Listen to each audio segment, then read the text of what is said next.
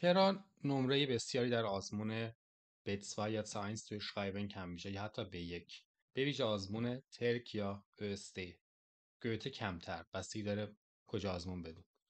چرا این اتفاق میفته؟ چرا خیلی از صفر میگیرن؟ اگه شما آزمون دادین و ناراضی بودین یا میخواین دوباره آزمون بدین یا اصلا هنوز آزمون ندادین ولی بالاخره میخواین آزمون بدین، این اشتباه رایج رو باید بدونین و شما انجامش ندین. امروز از خیلی کوتاه میخوام بگم که چه اشتباهی رو انجام ندین و چیکار کنین که بتونین از این اشتباه فرار کنین، چون خیلی براشون سخته. خب یه نمونه اینجا آوردم که اینو پیدا کردم و خیلی از زبان آموزا هم میدونم شبیه به همین مینویسن. خیلی خلاصه بخوام توضیح بدم اشتباه کجاست، اینه که بسیاری از چیزا ناوابسته به موضوع آزمونه. این برای نمونه یه نامه شکایته، نامه بشفره است. ولی ببینید: Sehr geehrte Damen und Herren, aufgrund Ihrer vielversprechenden Anzeige entschied ich mich für einen Urlaub in Ihrem Jugendcamp. ببینیم بجز این قسمت اولاب in Ihrem Jugendcamp بقیهش دیگه به همه موضوع میخوره. یعنی هر موضوعی اصلا مهم نیست، هر چیزی باشه توی بشفیره بجز این دیگه که اضافه شده. این تیکه آخرم اضافه شده، این وسطش هم نیست، دو تیکه‌ای هم نیست. فقط همینو شما اضافه کن، همین جای خالی بذار، هر چی اومد همینو براش بنویس. بعدش: Leider entsprachen die Angaben in Ihrer Anzeige nicht der Wirklichkeit. Infolgedessen sehe ich mich dazu veranlasst, Ihnen diese Beschwerde zu schreiben. هیچ ربطی به موضوع نداره، بشفره است ولی هر موضوعی باشه اینو میشه نوشت. خب اون ممتن نمیفهم، معلومه که میفهم شما اینو حفظ کردی. ادامه: Der Hauptgrund meiner Beschwerde beruht auf folgenden. بازم همه چی میتونه باشه، حالا میخواد دلیل بیاره. In ihrer Anzeige sprachen sie vom حالا فلان. اینو فقط جای خالی بذار، هر موضوعی بود اینو بنویس. خب طرف نمیفهمه، معلومه که میفهمه.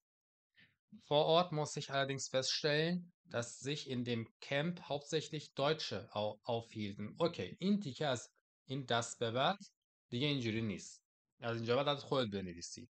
ولی مسئله اینجاست که خیلی از زبان آموزا اینا رو حفظ میکنن، یه چیز سطح از این سطح بالاتر حفظ میکنن، حالا بستگی داره آزمون B2 C1 B1 باشه چی باشه. بعد همون تیکایی که از خودشون مینویسن واضحه که این دیگه از نظر لول همخونی نداره با بقیه‌اش. باز ممتحن میفهمه که اوه نگاه کن، اینا رو فقط حفظ کرده. شما ممکنه زبان آموز A1 باشی که تونستی اینا رو حفظ کنی، ممکنه A2 باشی نه B2 یا C1 و حفظ کردی، بقیه‌اش اومدی با همون سطح خودت نوشتی. خب حالا آیا درسته که توی آزمون B2 نمره قبولی رو بگیری تو این بخش؟ از نظر اونا نه. آره یه سری از ممتحنا بهتر نمره میدن، به ویژه آزمون گوته خیلیاشون بهتر نمره میدن، حالا بستگی داره کدوم سنتر باشه، ولی بیشترشون نه، به ویژه ترک خیلی از صفر میگیرن. خب حالا این یه نمونه بازم ایدئاله، ولی این مسئله رو شما همجوری که پیش بریم میبینیم. مثلا باز دوباره این جمله: Sie können sich sicherlich vorstellen, wie enttäuscht ich war. خب اینم هر موضوعی میخوره. دوباره: Aus diesen Gründen erwarte ich von Ihnen, dass Sie mir einen Teil der Kosten zurückerstatten.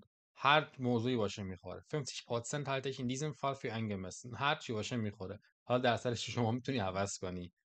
Sollte ich innerhalb von 14 Tagen nichts von Ihnen hören, werde ich die Angelegenheiten meinem Anwalt übergeben. هر موضوعی باشه میخوره.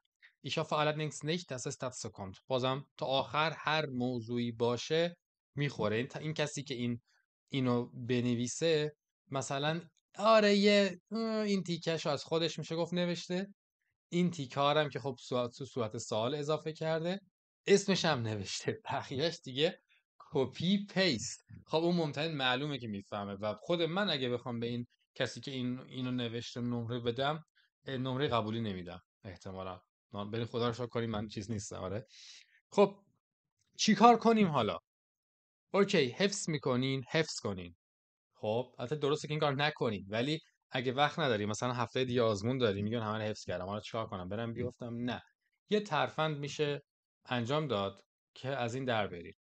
اونم اینه که جمله ها رو تا جایی که میشه وابسته به موضوع کنید. یه نمونه دیگه اینجا نشون میدم، ببینید.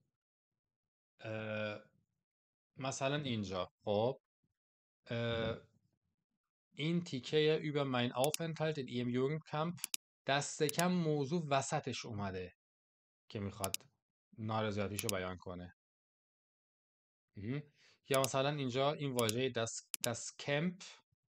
خب اه، این در این وسط اومده، یعنی اونقدر سیستم ساده ای نداره مثل اون که معلوم باشه این به راحتی حفظ شده. تازه اگه همین رو بشه باز بیشتر به موضوع مربوط کرد بهتره. خب اه،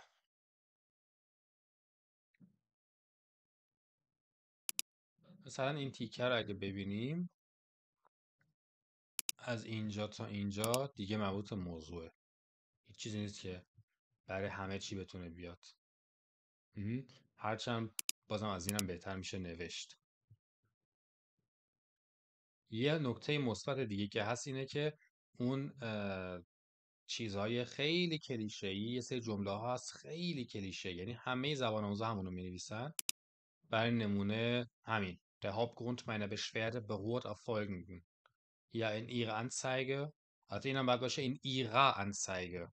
اینم اون کسی که حتی من اینو از یه جزوه پیدا کردم که به عنوان جزوه آموزش بود آوردم که یعنی نگم نامه زبان آموزم بوده. این چیزیه که زبان آموزا میرن احتمالاً براش یا پول میدن یا میخرن به عنوان که یاد بگیرن. همینم اشتباه داره. خب این مثلا باز دوباره معلومه که حفظ شده و این تیکر شما عوض کن و اون به جز اون خیلی کلیشه‌ایه. اوکی. یا این آخراش اینو مثلا میشه گفت 60 70% زبان آموزا همینا رو مینویسن. معلومه اصلا حفظ شده چون بیشتر زبان آموزا از یک منبع مطالعه میکنن. یا اینجا رو ببینین که میخواسته بگه اتاقاش دو تایی توصیف شده بودن ولی ما سه تایی بودیم، مقایسه کنین. خب الان این تیکه هیچ چیش نمیتونه برای موضوع دیگه بیاد، کاملا وابسته موضوعه. دوباره اینجا همینطور. Ja, حتی این بعدش. Rob was nicht den Angaben entsprach und den Aufenthalt zusätzlich beeinträchtigt hat. خب بازم این تیکش وابسته موضوعه. حالا اینو مقایسه کنیم با این یکی. اولش گفته ein weiterer Kritikpunkt sind die Studios. همین ein weiterer Kritikpunkt همین دوباره خیلی کلیشه‌ایه. یا همین obwohl sie damit werben dass. باز معلومه یه جمله حفظ شده است ولی اینجا اینطوری نیست. یا دوباره این قسمت آخرش هم همینطور. حالا یه نمونه خیلی کوتاه از این خیلی بهتر هم میشه نوشت. نمونه ایدئال نیست ولی میخواستم بگم که با این نمونه ساده هم میشه به این مسئله دقت کرد. پس اولین نکته، حالا تو این ویدیوی کوتاه همه چی رو نمیشه توضیح داد، فقط من خواستم این نکته رو کامل واضح روشن کنم که اگه دارین حفظ میکنین و به ویژه تو آزمون تلکو استی میخواین شرکت کنین، میگم اگه نمره خیلی پایین گرفتین تعجب نکنین. و اینکه دست کم اگه چه میدونم 2 روز دیگه آزمونتونه و هیچ تلاشی هیچ کاری نمیتونین بکنین، من توصیه میکنم که دست کم اون چیزایی که حفظ میکنین یکم عوض کنین، یه چیزی باشه که عیناً مثل مال بقیه نباشه. من خودم تو کلاسی آمادگی آزمون به زبان آموزا غیر میتل برای خودشون جدا مینویسم میدم و میگم هیچ کس مثل این ننوشته چون اینو من نوشتم و یه فرمول متفاوتی هم داره. از طرف اون جمله‌ای که از خودتون مینویسین اشتباه گرامری دست کم نداشته باشه. و اینکه کلا به نظر من یه کلاس آمادگی آزمون خوب رفتن برای قسمت نوشتن همچین فکر بدی هم نیست. یعنی آدم چند بار بره آزمون بده بیفته و هزینه کنه براش بدتره یکم هزینه کلاس آمادگی آزمون بکنه. خب حالا به من یه فیدبک بدین من ببینم که از این بعد چی کار میتونم بکنم برای یوتیوب. خب فعلا تا درود دیگر بدرود.